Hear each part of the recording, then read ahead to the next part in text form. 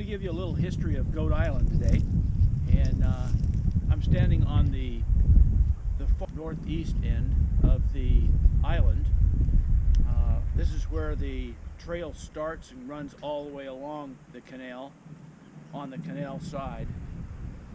But this island was made from the mainland in the late 60s, early 70s, made out of a 5-acre parcel. The entire area of Goat Island was covered for about 6 months each year from about 1908 to 1928, when the Olympia Power Company built a dam in West Lake Lawrence and directed the Deschutes River into Lake Lawrence via a canal. We have a YouTube video of this on our channel that shows you how the outflow creek was dammed up and created a situation where the lake level rose over 20 feet for about 6 months of the year to provide electrical power to the cities of Olympia and Tumwater. So I'd recommend you take a look at that YouTube video too. What that did is it brought a lot of silt, sand, and other debris into the lake. And of course, since the canal that delivered the water from the Deschutes River ran into the south end of the lake, it pushed everything to the north end of the lake. And that's where Goat Island is located, on the northwest side of Lake Lawrence. So that area got covered with 3 to 4 foot of sandy loam soil. Beneath that 3 to 4 foot is rock. The area was grassland after the 1930s until it was made into an island, as we said, in the early 60s and 70s. That's when the owners decided to build a canal around the grassland and create a subdivision in April and May 1974. There's a YouTube video that shows the canal. It's called Canal Tour, Lake Lawrence, Yelm, Washington. We have it on this channel if you'd like to take a look at it. It's very interesting. This provided lake access to more property parcels and protected the wetlands on the east side of the island. That's point number 5 on the map. Let's take a look at that now. I'll show you the wetland area.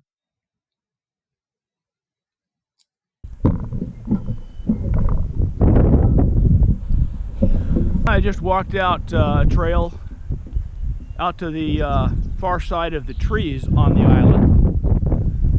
Now, about 50, 60 feet out in front of me is the wetland area that goes all the way out to the lake.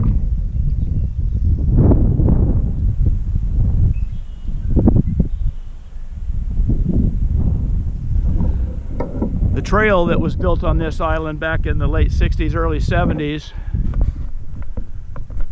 was right along this area where the trees are now.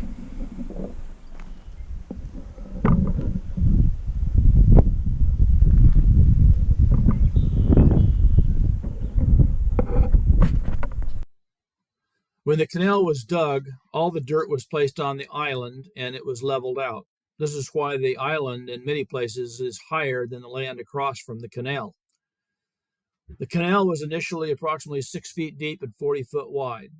Over the ensuing 50 years, erosion, vegetation, debris, and nature has made the canal about 2 foot shallower on the north end, point 1 through point 3. But the south end, point 4, all the way to the south end of the canal where it empties back into Lake Lawrence, is a lot shallower than that. Average depth is about 2 feet. When the canal was dug, a footbridge was built off the Lake Lawrence Place Road down a 10-foot easement between 2 parcels and across the canal. That's point number 2 on our map. Let's take a short video break and show where that's located on the canal.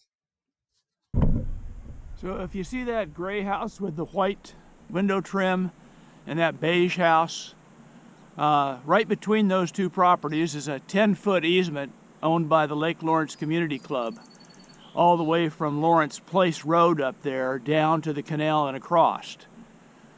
When they made the canal, they put a footbridge across right there so that people on that lane and in the Lake Lawrence larger community could access the island by foot. Another parcel was retained by the community, and a vehicle bridge was constructed over the canal at point number 3. Let's look at that video point.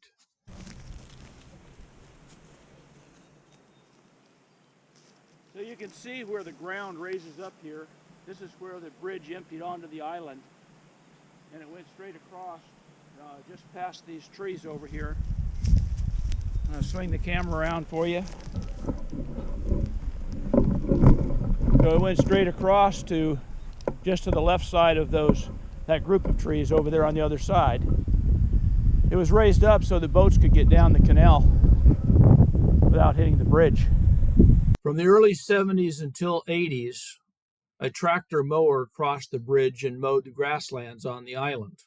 There were very few trees over there. A trail for pedestrian traffic ran from where the footbridge connected at point number 2 to the island, all along the canal south to the wetland area, and then along the wetland area north to the beginning of the canal, and then south back along the canal to the footbridge. This was a nature trail for anyone that wanted to take a quiet walk along the canal in a wetland area and nature. In the 80s, the tractor mower was replaced with goats, which is how Goat Island got its name. In the late 80s and early 90s, rumor has it that a pack of dogs crossed the vehicle bridge and killed the goats. No confirmation on that one. That's just a rumor from residents that were here at the time and recollected that when I started asking questions about the history of the island. Shortly thereafter, the community club decided to remove the bridges due to safety concerns. So they removed both the footbridge at number 2 and the vehicle bridge at number 3. With no way to get across the island to mow, no more goats, the vegetation on the island flourished. Unfortunately, most of the vegetation was invasive. Himalayan blackberry, tansy, Scotch broom, canary reed grass, and Canadian thistle took over. In the early 2000s, a resident asked and was given permission by the Lake Lawrence Community Club to install several wood duck nests on the island. I've got a picture of that on a video. We'll go ahead and take a look at that now so you can see what it looked like. So this is a wood duck nesting box. It hasn't been used since it was put up about 15 years ago. And we don't know why. Maybe they just don't like it. There's 2 more further down the trail on the right side, closer to the water. But that was our first exploration of conservation for the island, is creating some trails over here, putting these nesting boxes up.